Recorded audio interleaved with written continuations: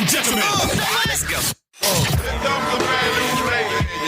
Gaming, tech, culture. Ladies and gentlemen, let's go.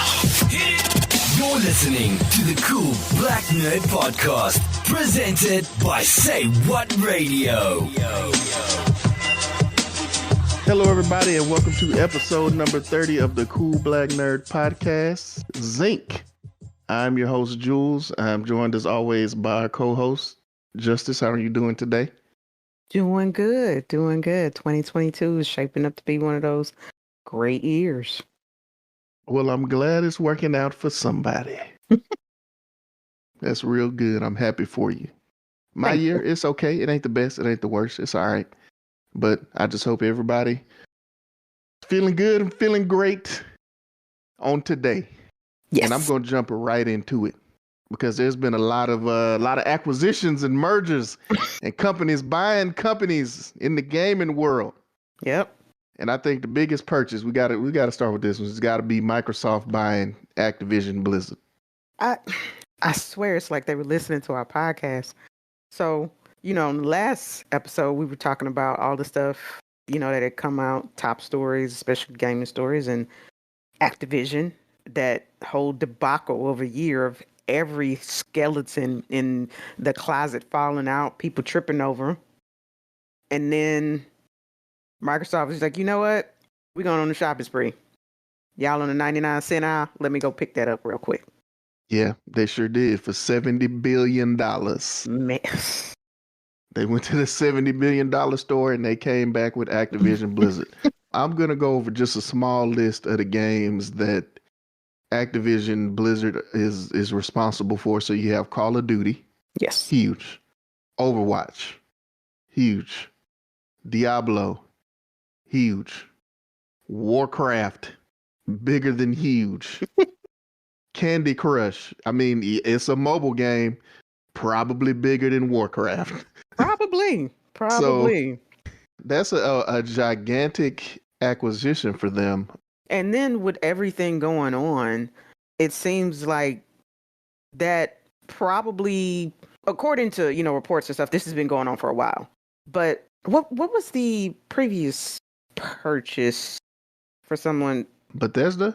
Yes, Bethesda. Yeah. Sorry about that. I was trying to think of what it was. Everything but Bethesda was coming to my mind. So they were purchased for $7.5 billion. And the games that they picked up were Dishonored, Wolfenstein, Elder Scrolls, of course, Fallout, Doom, Starfield, Evil Within, and Prey. Those are just a few of them. And even at that point, people were like, wow, okay, Sony's going to have to step their game up with this type of stuff. But with this, buying Activision, such a huge company in gaming, I did not see that coming. And we were saying, there's probably going to be a, come to Jesus moment for Activision because they're going to have to rebuild it from the ground up just on image alone. I think something like this is probably the only thing that could be able to shift the narrative for them. Especially, I'm not sure if Bobby Kotick, who is the CEO at Activision, is even staying on during the merger or being kicked out. Most likely he will be. Well, so this is the thing that cleanses them, right? Like, because now it's not, so it's like Microsoft bought Activision. So really it's not Activision anymore. It's Microsoft. And it almost doesn't matter whether Bobby stays on or not, because he's just going to end up being some executive VP somewhere. If he stays on, I'm sure that nobody is even worried about what he's doing anymore, right? Like that's kind of at least for Activision themselves, that's a huge part of what they get out of it. Like they get to put all of that behind them essentially with, no further questions until something else happens. But for now, like they get to put all that in the past. And nobody's concerned about, oh, I'm not going to play these games because it's Activision. It's not Activision anymore. It's Microsoft now. Sure. So I think for them that works. Man, I really don't know.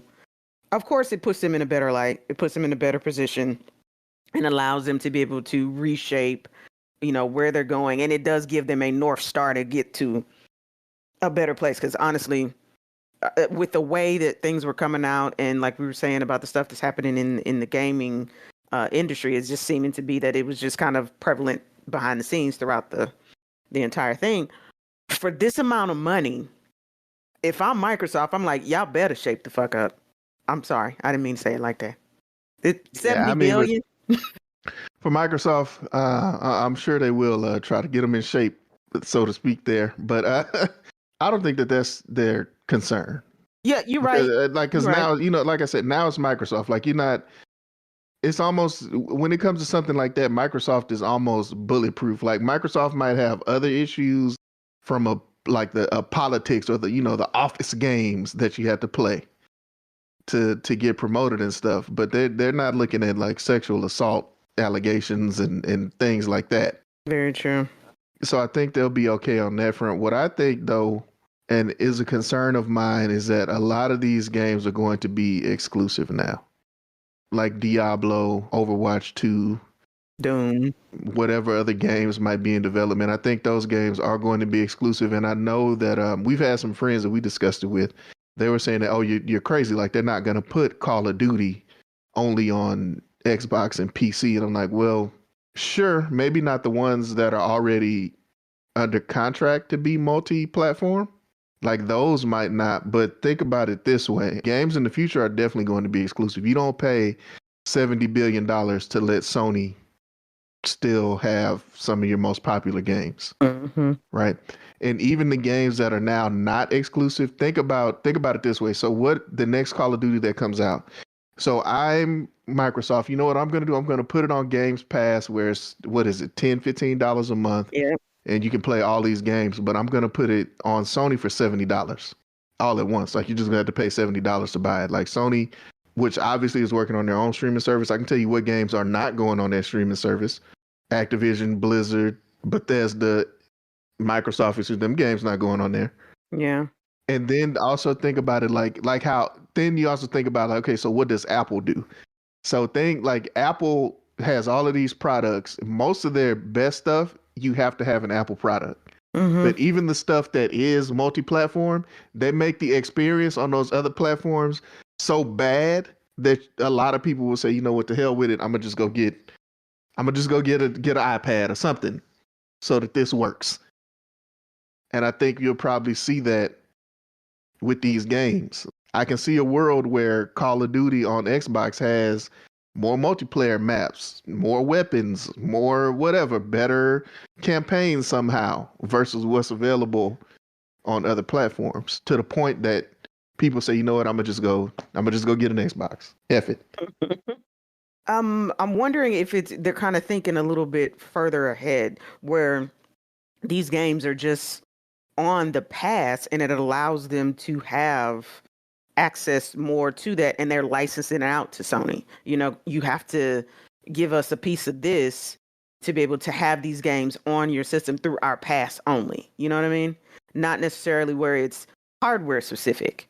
And also you still have it just seems like these tech companies are buying up these gaming studios, because if I'm not mistaken, Take-Two bought Zynga for like 12 billion right before the announcement of Microsoft buying Activision. And Zynga, if you remember, they had Farmville, which was real popular back in the day, and same thing with like Words with Friends as well. So it's something that's coming down the pipelines that they're trying to make with this. I think the only ones that are actually left now that are alone are like Ubisoft, Electronic Arts. I think I may be missing one, but with this whole idea of NFTs and xCloud and things like that, I'm wondering where they're trying to go with this necessarily, because it can't be hardware, because clearly the stuff with COVID has shown that we cannot be hardware dependent on this stuff. The software and the live services, online gaming, that type of stuff is where we're going. So I'm wondering if, like when we talked about the other day with Stadia, you know, if they do something with that where all the games are kind of like that at that point, but it's on their different services. I'm not. I think I agree with you. It's definitely going to like a hardware less, or going to a place where you're not as dependent on hardware, and everything is kind of streaming. But I think it's a little looking at it with rose-colored glasses if you think Microsoft or any of these other companies are spending billions of dollars just to let their games appear on another streaming service. Like that's probably not going to happen. I definitely don't know. I think that there's, until you get to a point where maybe one is so much more dominant than the others, and even then, like I would imagine they would just buy up the smaller companies. I don't see it because like you don't see, like, okay, think about Netflix and as all these other streaming services came out, those other companies started pulling their content off of Netflix. Correct. They weren't like, oh, we'll license it to you. Well, that's not going to happen. The thing is that they did. So this is why I'm saying that they might do this. So think about it like this. Exactly like what you said with Netflix. When Netflix came out and these people were just licensing all of this stuff on Netflix and people were going there looking at that, the other people didn't have the infrastructure for it. So they were like, okay, we're still getting some money, but eventually what we want to do is to be able to, beat them at their own game and take back our own stuff. Right. But unfortunately, that set them up to where Netflix was a bit bigger for them to, fight, kind of like the Goliath thing by the time that they came out with their services. So if they do where the Game Pass is $10 a month, you have all these wonderful games on there. Not that you're forcing people to do this. Still saying, hey, come on over to us if you want to. You can use a PC or you can use your Xbox. Either way. But it's only $10 a month. Whereas Sony is still telling people, oh, buy our new games. They're $80. No, thank you. You still have your PS5, which is the most coveted gaming system right now. And people are just like, okay, yeah, I got this now, but this is still like $80. Every game that I want to play. I really can't keep doing this. I'm gonna go ahead and do this.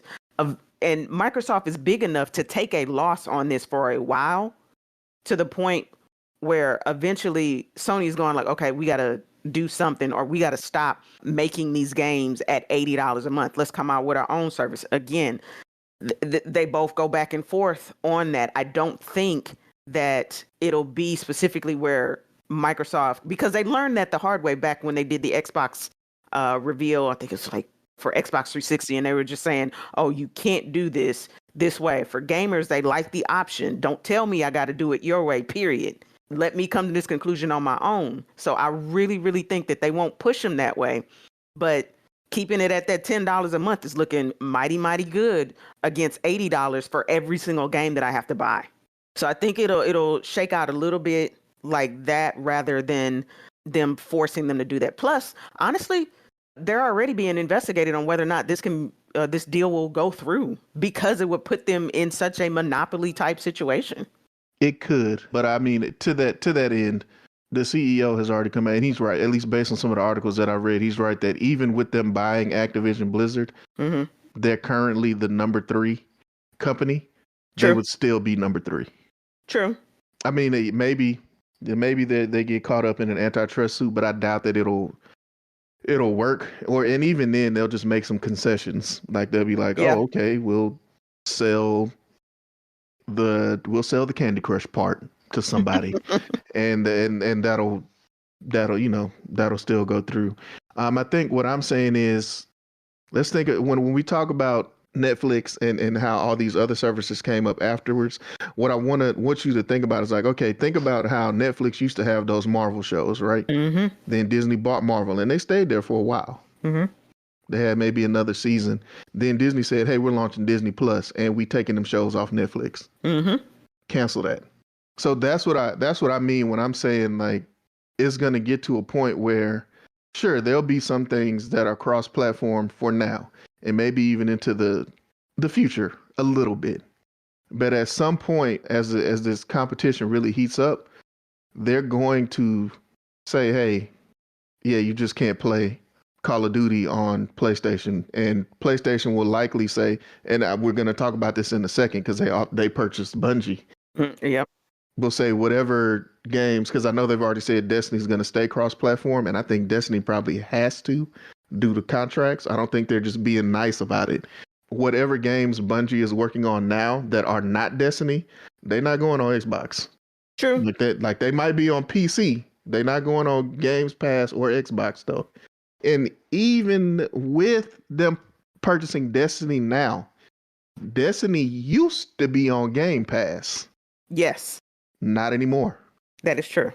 So that's what I'm saying. Like they're gonna play those games where they're gonna all have their individual boxes. Correct. I agree with you to a certain point. I think Sony will do this. I don't think that Xbox will do it. So it'll be to the point where Xbox is like, hey, we didn't do that. They went exclusive. I think it's going to end up painting them in the light of like, hey, we trying our best to play nice. They're the ones still trying to be exclusive. I don't think so. I hear you, but they've already done it. Like all of those games from Bethesda are not going on PlayStation. They've already said that. The next Elder Scrolls, not on PlayStation. Next Fallout, not on PlayStation. Next whatever other game they had coming out that I can't think of the name of right now, not going on PlayStation. Like they've already shown you that they're going to do this. Like you don't spend this type of money on these companies to give your competition for an out to give them a chance. I get that. For Bethesda, that makes sense. For Activision, it doesn't. Why not? Only just for what you were just saying, trying to take those ones that are established as cross-platform off of there already, which with the wide appeal like Call of Duty and things like that. I don't think it would be in their best interest to do that. But Sony going like, okay, no, this is completely exclusive for us. Yeah. At that point, the response from Xbox is, we didn't say that. But you know, people are going to bring up the Bethesda thing where it's saying those are not going to be on Sony. I get that. But for Activision, Blizzard stuff, I don't see that happening. I think it's just going to be that one that they're going to just drive into the ground. Well, we didn't do that. We didn't do that. I don't know why, but I just got this feeling that's the hill they're going to down, saying that we didn't make it exclusive. It's just a feeling. I could very much be wrong. It's just that one thing. I don't know what it is. That's just saying like they're going to do their best to frame it in the light. Like this is not us making it exclusive. That's just my hot take. The company that brought you Windows to PC is the company that you're talking about. Yep. And move on to the next acquisition because it seemed like Bungie bought Sony purchased Bungie in response to this. Yeah. According to them, it wasn't necessarily in response to this purchase. It's something that had been in the works for a long time, which I think makes sense when you consider how Destiny came off of Game Pass some time ago. Like it wasn't just last month, but it came off of Game Pass a while ago. And I think, at least these articles are reporting that, hey, that was probably part of the negotiations for Sony to make that purchase. The actual game, it came off December 7th, 2021. Oh, well... I guess I'm thinking about when they made the announcement that it was coming off. Yeah. Because they made that announcement a long time ago. But I guess so. You're right. December 7th is when it came off. And here we are, a little over a month later. We hear this announcement that they're being purchased by Sony. Sony, like I said, has already come out and said that Destiny is going to remain cross-platform. But again, I this personal thinking, I'm not sure. I haven't seen anything that says it, but it's just me personally thinking that. That's because Destiny is probably already under some kind of contract or deal to where it has to be. Yeah. I don't think any of their future games are going to be cross-platform, except for with PC. I think everything Sony's going to do is going to be cross-platform with PC going forward. Mm-hmm. Now, for Bungie, I think this is interesting. I think it makes more sense for Bungie to be purchased by Sony because a long time ago, it kind of flew under the radar. They made all these announcements about how they were starting a TV studio or something that was very similar to a TV studio. Like they wanted to have, wanted to have Destiny movies, Destiny TV shows, Destiny cartoon, like all of these things. Sony is the company that can help them do that. Now, what level of success is it going to have? I don't know. Is it going to be Spider-Man or is it going to be this Uncharted movie that's not out yet, but everybody can already tell is trash? Who knows? But Sony is the company, I think, that if you have those aspirations, that's the company that you want to be tied to, especially Yeah. for Bungie. You know what I mean? True. And they brought in all these executives and employees that are just focused on developing that content. So I think for Bungie and for Sony, and actually all of these companies to a certain extent, these purchases are about content. Like it's about getting eyes on their services instead of other ones. And I know that Sony doesn't necessarily have like something that's as well known as Games Pass. They have a game streaming service that's pretty bad right now, but obviously they're going to have to fix that at some point. What is it called? PlayStation Now? PlayStation Plus or something? Yeah, something like that. I think it's PlayStation Now. No, PlayStation Plus is just the thing where you play online and you get the free games every month, but it's like 2 or 3 games. It's a part of the PlayStation Plus like library. It's an add-on PlayStation Now. You're right. My bad. Yeah, yes. yeah. It just doesn't work very well. At all. All. I remember trying, because as you said, part of the PlayStation Plus service at one point was you got like a free month or free 3 months or something with that. And they had the God of War series on there. And at that time, the God of War series, unless you owned it and digitally, prior to that, you could not buy it from the store anymore. It was in this Now collection. And I was like, okay, let me try this. That stuff was so janky. I mean, it's cyberpunk levels of just like, what is going on with this? It was awful. And it's still awful, based on people who would check it out every once in a while. And sidebar, Stadia can step right on in there. I'm just saying. Very true. Very true. And they probably will. There's been some talk about that recently too. I know we didn't put that on the list, but I'll get into it at the end a little bit. Okay. But yeah, I think for Bungie, it was the right move to go with Sony versus some other company. Not that I don't think they would ever. I'm not sure how it ended with Microsoft, but I just don't think they would go back, especially now that Activision is a part of Microsoft. Yes. But outside of that, I think it makes sense for them. It makes sense for Sony too. They had when Bungie was still an independent company, they did have a 10-year publishing deal with Activision. And I think Activision put so much pressure on them to have things done. Like they had a certain content calendar that they wanted. They were making changes to the story of the game and all of these things that were just making it very difficult for Bungie to do what they wanted to really do with Destiny. And I think, what was that, maybe 2 years ago? It was a little bit longer than that. Almost 3 years they ended that deal. And I mean, the truth is, like, you can see the difference in the quality of the game. Very like true. The quality of the storytelling is way better. The quality of the content is better. And what kind of we've seen come along with it is Bungie now is like, hey, we're going to delay this next expansion, or we're going to delay this next season because we're going to add more to it. And it's better. Like the stuff that's coming out now is better than all of the stuff that they did for Destiny 2 previously. So yeah, they learned from their mistakes and the issues that, occurred at Activision, and clearly it left a bad taste in the mouth how they were doing things. So you're right. I don't even think it was probably an option. I'm pretty sure they were approached though. I'm pretty sure they had to be approached at some point in time, especially when they were making their claims on wanting to make, get into film and TV. And if I'm not mistaken, there was an anime idea or something thrown around in these same announcements that they were making. But yeah, man, this was a really, really interesting thing. I thought, especially for Sony, coming out on the heels of them stating at CES that they wanted to get into making cars. I was very much not expecting that.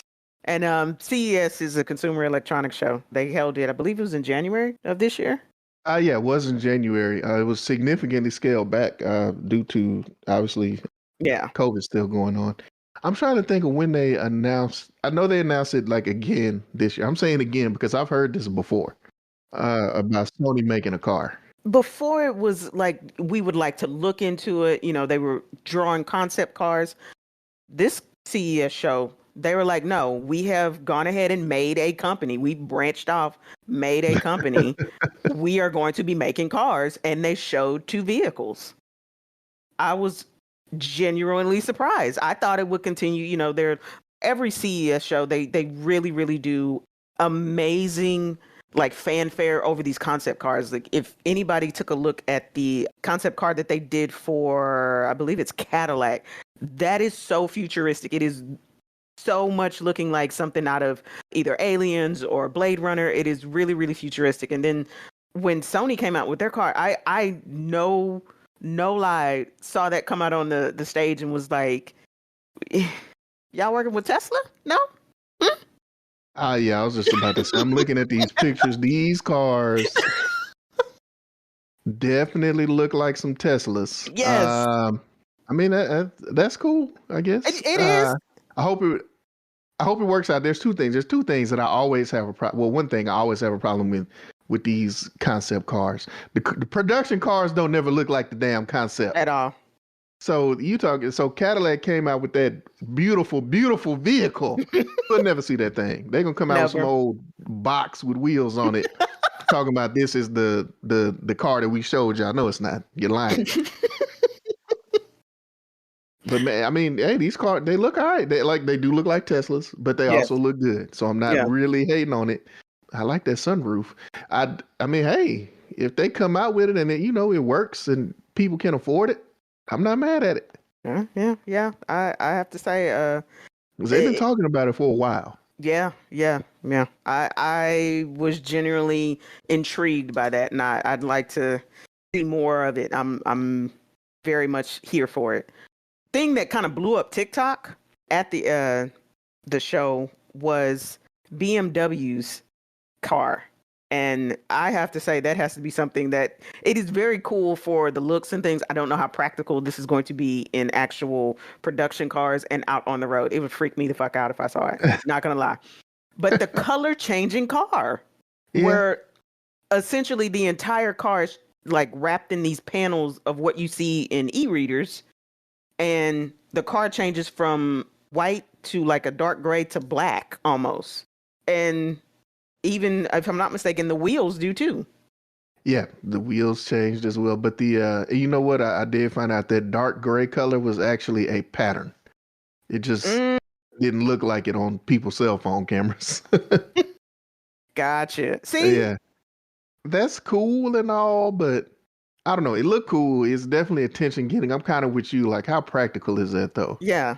And like, how does law enforcement feel about you just being able to change the color of your car when you get good and ready? You done robbed the bank in the white car. You ran off in the paisley pattern car, and now the car parked at your house is black. I don't know that they just gonna be excited about it. Exactly. They already hate the fact that we have Waze and we can say that, the cops are here. They will put in fake reports of cops being in certain places because they hate it. So how do you think they're going to feel about this? I got to say this. Sidebar. I think that's what happened last time. I drove to Houston a couple of months ago. When I tell you every 10 miles, it was a speed trap on that app. I was like, somebody is playing games because this ain't, this is ridiculous. Yep. That's what they do. Oh my goodness. They tried for a hot second to get that taken out of Waze, and they were just like, no. So I don't know, man. I'm glad to see that these, at least they're doing stuff that's innovative and interesting, regardless of how practical it is. But it goes back to that problem. We ain't never gonna see that concept. They ain't never gonna have a color changing car actually in production. I mean, I hope they do, but they probably won't. But I hope they do. So one of the things that I would love to, I just want to see it. I don't want to actually own this, but again, seeing the concept for it and them rolling it out, I was like, wow, it is Samsung's 110-inch monitor TV, basically 110 inches.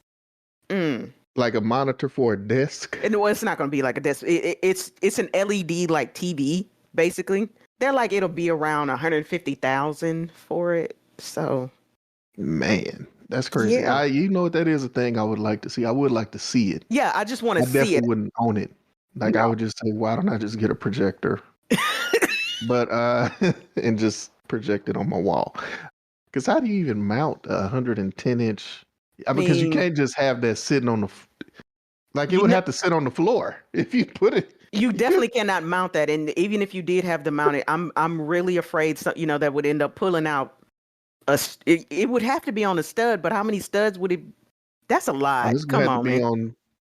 It wouldn't just be one. No, it would not be one stud. It couldn't be. But I mean, Uh, hey, I don't know. That's why I like CES because you see all this crazy stuff. And again, the thing I don't like about it is a lot of this stuff would never actually come out. the only one I want to see, I actually want to buy. I was very intrigued in HyperX, which is a peripheral and kind of like gaming Yeah. accessories company. They came out with the wireless cloud alpha wireless headset, and a lot of their headsets, because of just logistics and things like that, are wired, and they're really great headsets. They're soft. It sounds great. You sound great when you're playing them, and they are the chosen headset for a lot of esports and tournaments and things like that. Hmm. They came out with a completely wireless one, and the battery life is supposed to be amazing. You still sound crisp and clear, and it also doesn't make it super heavy. So that is the only one where I was like, okay, if I can get on that list to have one, I want to. All right. So it's funny that you mentioned that because that would be the product that I also would like to purchase. That's the only I one. think I think that's the only one, one of the few that are Yeah. realistic, and it is one that I think that I would like to try. We were talking about the Stadia stuff. One of the things that came out at the show as well was Alienware coming out with their sort of gaming service called Nix. Okay. All right. All So, right. Okay, Alienware. We'll see what you can pull off. mm-hmm. You know what? Let's just talk about it now. Let's talk about All right. Stadia now.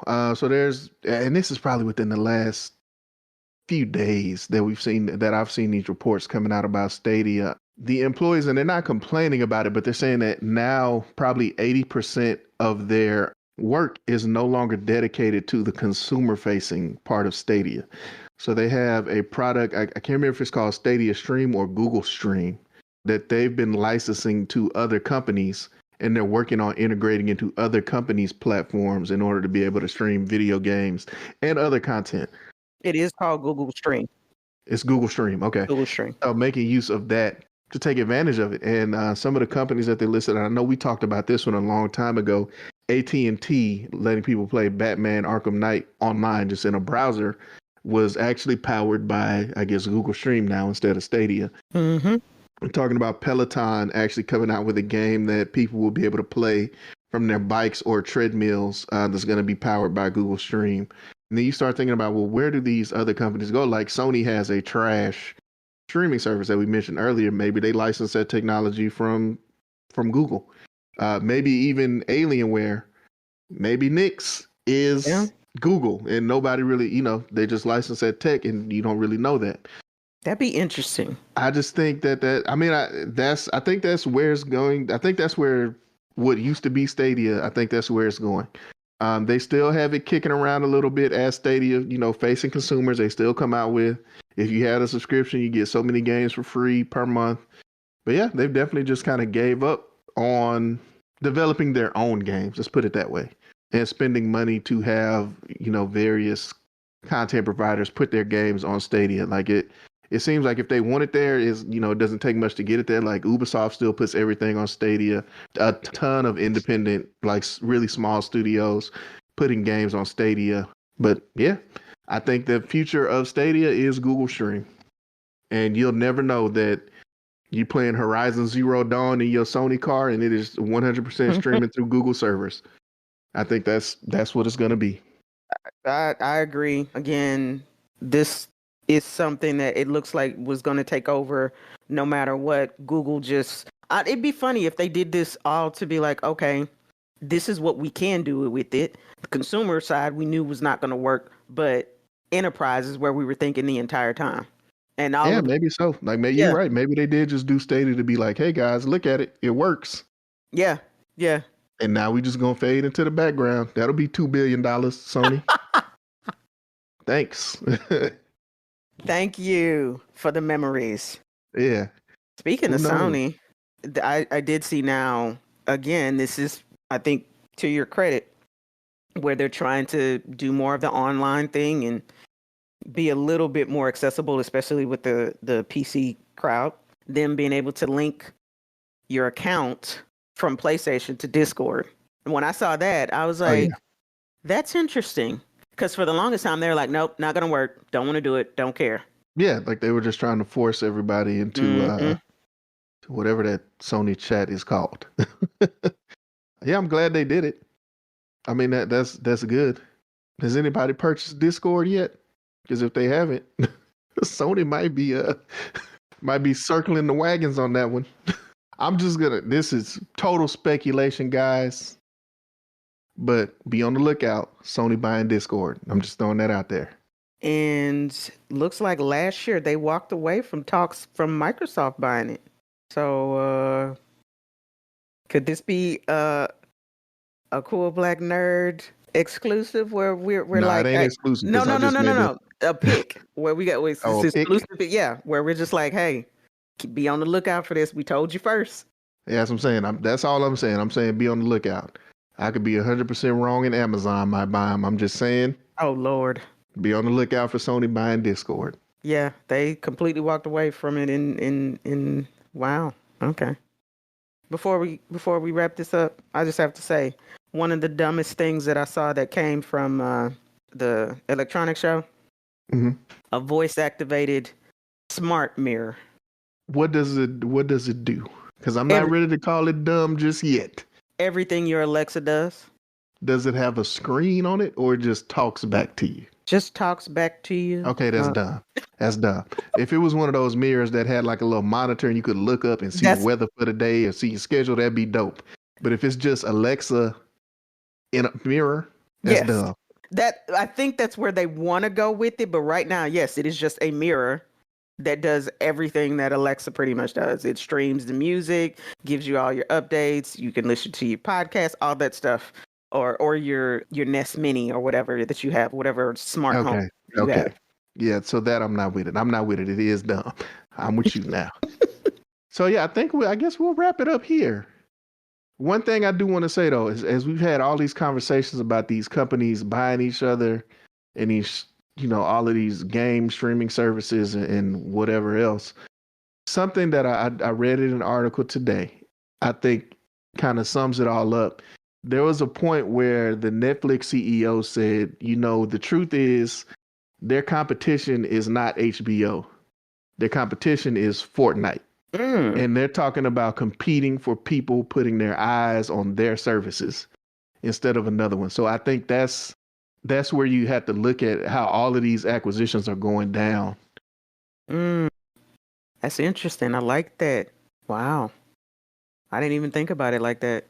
Oh, before we go, want to give a congratulations to Phoenix Ash, host of Life is P, for being nominated for Best Author Podcast from Black Girls Who Write, as well as a host of other nominations that she was able to receive. We're going to hope that she actually wins and takes home every single award, but especially Best Podcast for an author.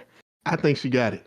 I do too. And if you're not listening to Life is P, you need to get on that. Let's go ahead and call this one an episode, ladies and gentlemen. Thank you for listening to the Cool Black Nerd Podcast. Again, check us out on social media. Always go check out saywhatradio.com. There are several podcasts in our network that I think everybody would enjoy and love and just have a great time listening to. Always. We out.